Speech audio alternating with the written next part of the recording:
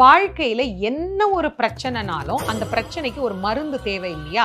அந்த மருந்தாக அருணகிரிநாத சுவாமிகள் அருளி செய்த அழகான அற்புதமான வகுப்பு தான் வேல் வகுப்பு.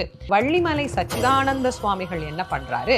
முருகப்பெருமானுக்கு இந்த வேல் வகுப்பை ஒரு மந்திர தொகுப்பாக மாற்றுகின்றார். மொத்தம் வேல் வகுப்பிலே 16 பாடல்கள் உண்டு.